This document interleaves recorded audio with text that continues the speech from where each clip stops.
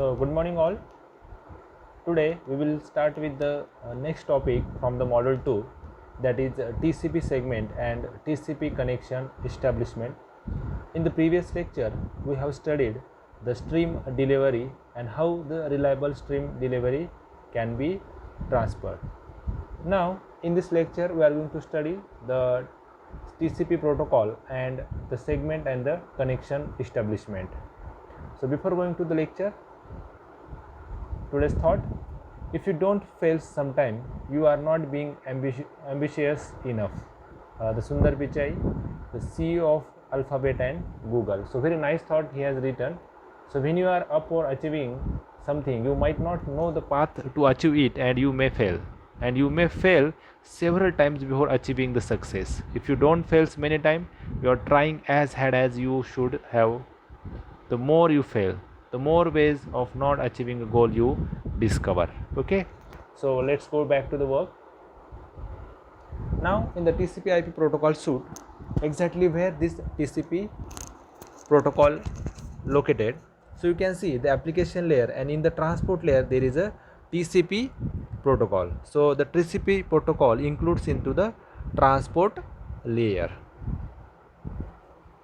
Now, so there is one note: the bytes of data being transferred in each connection are numbered by TCP. The numbering starts with arbitrarily generated number. So byte of the data being transferred in each connection are numbered by TCP. That is nothing but random number, or it can be arbitrarily generated numbers.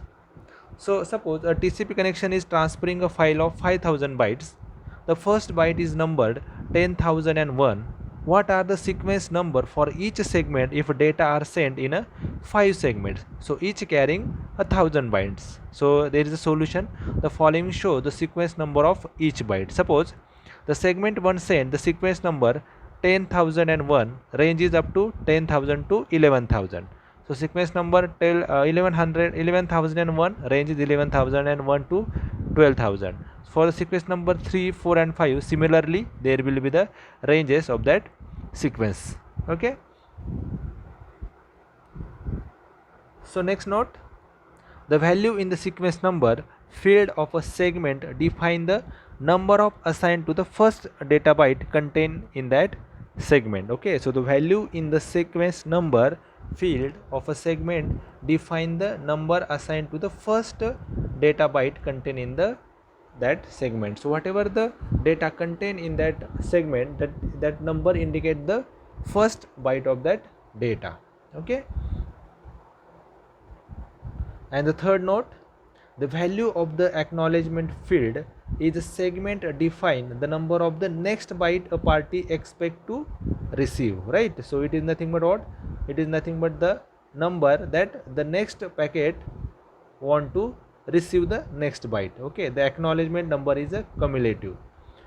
Okay, so before discussing the TCP in more detail, let us discuss the TCP packet themselves. A packet in a TCP is called a segments. Okay, so itself the packet is called as a segment in a TCP. So first we will discuss how exactly the segment and what kind of information is having that segment.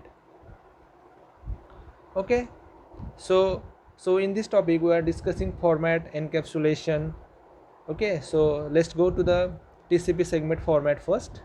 So you can see there is a header and data. So we can say the 20 to 60 bytes of the header, and the data is nothing but the in between that. So it contains the header plus data. So that is combinedly called as a segment. Okay. So now what exactly the segment has? What the segment exactly the contains, that I will show you. Okay. So it contains the source port address, destination port address. Okay. Sequence number, acknowledgement number, then there are reso byte, then these are few flags, window size, urgent pointers, checksums, options and fading. So this is nothing but what? Contain. Okay, so this is nothing but the header. These are nothing but the information contained in the header, and remaining now that is nothing but the data. So all these information is only contained in the header. Okay. Now, so here, source port address, there is a 6th bit, okay, source port address, that is nothing but the 6th bit field that define the port number of the application program in the host that is sending the segment. Okay, the destination port address, this is also the 60-bit field that define the port number of the application program. Okay, that is nothing but the port number of the application program in the host that is receiving the segment. Suppose I am taking the web page, suppose I am accessing the web page, I am typing www.google.com, then mostly the google.com means that is nothing but we can use the 80 number of port. Okay, so the source port address can be anything randomly generated, so we can write it as a or x, and if you are accessing the web page, then this is nothing but the port number is port number is 80. Okay, so the sequence number, so this 32-bit fold define the number assigned to the first byte data. Okay, this sequence number, this is nothing but what, this is a 32-bit field define the number assigned to the first byte of the data contained in the segment. Okay, now next is acknowledgement number. This is also a 30-bit field that define the byte number that the receiver of the segment is expecting to receive from the other party. Okay, so this is nothing but what, this is nothing but the receiver of the segment is expecting to the receiver of the other party. Okay, so there is total almost header length is, this header length is from 20 to and 60 bytes. Okay, so we can say that 20 to 60 bytes. So this is what the important points. So the window size, now what is the window size here? So window size, this field define the size of the window in bytes that the other party must contain. Note that the length of this field is a 16-bit, which means that the maximum size of the window is 65,535 bytes. Okay, so this is nothing but what, the header, these are the important points. So here you can see we are going to require this sync. Okay, so SYN, so sync, this is required, and this acknowledgement. So we are going to use these two bits in our transmission protocols or in transmission process. Okay, so here is a control field. So I will show you how exactly the control fields are there. So first is URG, that is the urgent pointer is valid. Next, acknowledgement is valid. Third, PSH request for a push. RST reset the connection. Sync synchronize sequence number, and fin terminate the connection. So when these bits are set, that particular operation can be performed. Suppose I will say fin bit considered 1, so means that is nothing but we have to terminate the connection. Okay, suppose I will set the acknowledgement 1, so there will be acknowledgement is valid. Okay, so this is how the control fields gives the signals. Now the pseudo header added to the TCP segments, that I will show you here. Suppose the port, sequence port number, destination port number, sequence number, acknowledgement number, checksum, resolve, control, window size, urgent, pointer, and this data and option padding must be added to make the data multiple of 16 bits. So this is how exactly the pseudo header can be added. That is nothing but what, the IP address of the destination as well as source, as well as the IP address of the destination. Okay, so remaining TCP total length 16-bit. So here it is nothing but 16-bit total TCP length and 8-bit protocol, and all are remaining 0. This is all what exactly the pseudo header required, or pseudo header. Again we can add that, so we can reach at the particular destination. Now encapsulation. Now I will show you how it can be encapsulated by going through the different layers. So first there is the application layer, we all know. So we are adding the one TCP header on that application layer. So we can say that packet or a frame or data that you can go to the TCP, and with that we can add the TCP header. Now it will move to the the network layer. In the network layer we can again adding the IP header. Okay, and this total, okay, so this application layer we are going to put here. Okay, so this is like this. Okay, so that IP header, TCP header, and that your application layer data. Now next what happen? Now next again there is a frame header. Okay, there is a frame header this frame header again added into the whole this TCP header, TCP IP header and application layer. Okay, so now this is get again added in the frame header. Okay, so now next we can see this is a TCP layer, IP payload means IP internet protocol layer, and then data link layer. So in the data link layer you can send the data in the frames. Okay, so this is how exactly the data or packet can be sent to the client or a receiver end. Okay, now next topic, this is how the TCP segment or overview of the TCP segment, exactly what that header of the TCP contains. Okay, so I hope you understand. There is a acknowledgement there is a port, destination port, source port number, acknowledgement number, sequence number, synchronization number, acknowledgement number. Okay, so all these are nothing but contained into the TCP segment. Now in the next topic we are going to discuss the TCP connection. Okay, in that we are going to discuss connection establishment, data transfer, connection termination and connection reset. This is very important. Most of the time they will ask you in the exam this question. So how exactly the TCP connection can be established. So we are going to see in the very graphical manner. So first we will see how exactly the connection can be established between client and server. Okay, so first here is a client and another side is a server. Okay, so here is a client and here is a server. Okay, so here is a client process and client server, that is a we are all in a transport layer. Okay, now first client is a active open. Okay, first client is a active open and server is a passive open. So both the systems are open, but active server is in a passive state, and actually client is in an active state. That client has to make the connection with the server, because server is always on, he just waiting for the connections from the client. Now first the client send the one packet to the server, right? First client send one packet to the server that yes, I want to establish the connection with this you or with the server. So what information exactly he send in that packet? So he send the sequence number. Okay, he send the sequence number, then synchronization number. Okay, the sequence number, it is nothing but any randomly generated number. Okay, now next, when from client to server, the first packet can be sent.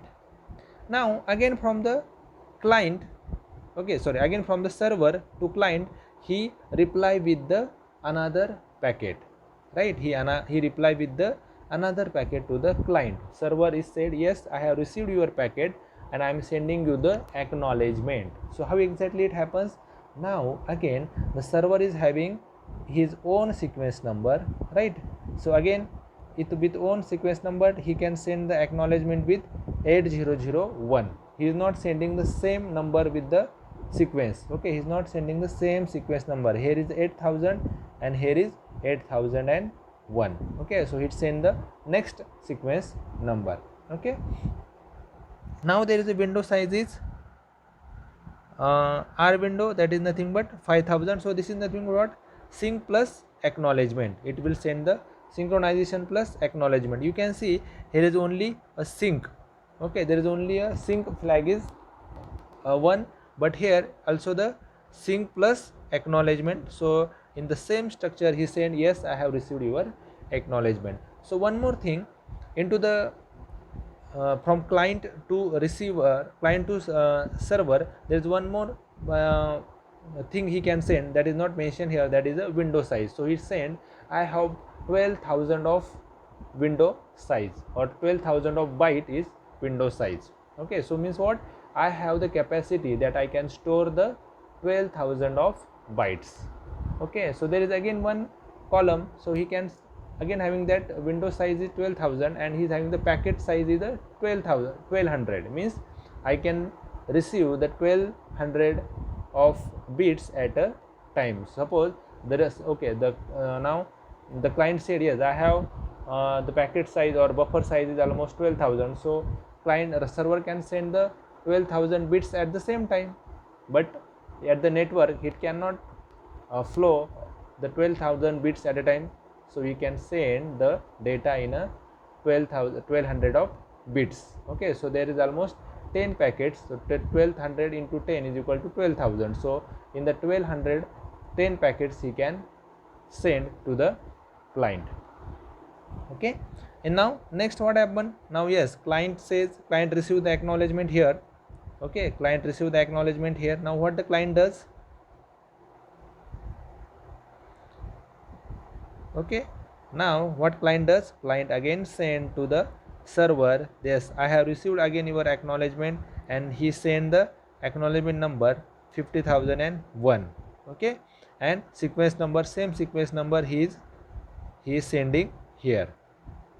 Okay, yes, I have received the sequence number of 8,000, and he is sending the window size also. Okay, so that I have explained you that window size he has sending. Okay, so this is how the three-way handshaking means.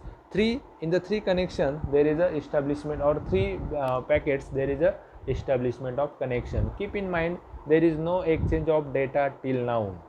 Keep in mind there is no exchange of data till now. There is only the establishment of connection.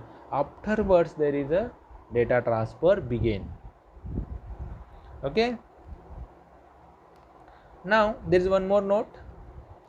A sync segment cannot carry data, but it assumes one sequence number. Okay, so synchronization bit or that segment cannot carry the data, but it consumes one sequence number. So there is another note. A sync plus acknowledgement segment also cannot carry the data, but it does consume the one sequence number. Okay, so they are not carrying the data, but they are assume the sequence number. An acknowledgement segment, if carrying no data, consumes no sequence number. Okay, so all you know this, in acknowledgement segment, in no carrying data, they are only consume the carrying number. So still in the establishment of the connection there is no carrying of the data, there is just a sequence numbers. Now how exactly the data is transferred? Okay, that I will show you here. Again there is a client and the server. Okay, in the both side. So there is one push flag and one acknowledgement flag. Okay, so you can see in the top corner there is a push flag and acknowledgement flag. Now, so in the previous slide we have seen there is a, now the connection is established between client and server, so no need to explain again. So now we are in the process of data transfer. Okay, so what happened here? So here now the client send the data to the receiver. So the server, the client send the request. Okay, sorry, the client send the request to the receiver that you can send me the data. Okay, so that is nothing but sequence number 8001, acknowledgement is 15,001, and there is a both the flags, push flag and acknowledgement flag, and with sending the data.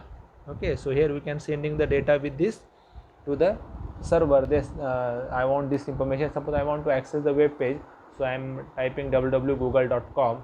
so I am sending this www.google.com to the server. Okay, and then server opening the web page google.com. Okay, so this is how now I am in the state of only sending the information from client to server. Okay, so now in the exactly what the pushing data, the pushing data is nothing but what, when we saw that the sending TCP use a buffer to store the stream of data coming from the sending application program, and this sending TCP can select the segment size, and the receiving TCP also buffer the data when they arrive and deliver them to the application program when the application program is ready or when it is convenient for the receiving TCP. This type of flexibility increases the efficiency of TCP. Okay, so this is how nothing but the pushing of the data, and then receive what exactly happened. Now in the next packet, in the next packet again it send the request and it send the data to the receivers. Now what happened then? Now just a minute, now client, now server send the packet to the client, yes, you have get the information. So there is a change of the exchange of the data between client and server. Okay, so there is exchange of the data, whatever the information I have received from client, I have sent to the client. Again client replied for that data or that message. So connection termination. Now I have to terminate this connection. I have finished my data transfer and I have to terminate that connection. Now how exactly the connection is terminated? Again, both the clients and servers are active, and now we are sending the sequence number X acknowledgement also with that packet, and with the fine flag or a fine flag, that is nothing but we can use that flag for the reset the connection or a termination of the connection. So we are sending F with a that is acknowledgement flag. Okay, so we are sending this packet from client to server. Okay, again the client send the same packet to the receiver, the server send the packet to the client with the fine plus acknowledgement. Okay, so receive the that connection termination flag plus acknowledgement. So client come to know that yes, the connection is going to close, and connection get closed, and again he send the acknowledgement to the server also. The server also close his connection. So there is a termination of the connection between client and server. Okay, so this is how we can say the three-way handshakes. It can make the connection release. So there is one more important note here. The FIN segment consume one sequence number. It does not carry the data. Again, in the connection release or termination, there is no use of the or no transfer of the data. The FIN and acknowledgement segment consume one sequence number if it is not carrying the data. So thank you very much for this connection establishment, data transfer and connection termination of the TCP segment. Okay, so further things we are going to see in the next lecture. So this is very important point to discuss here. So thank you very much for today.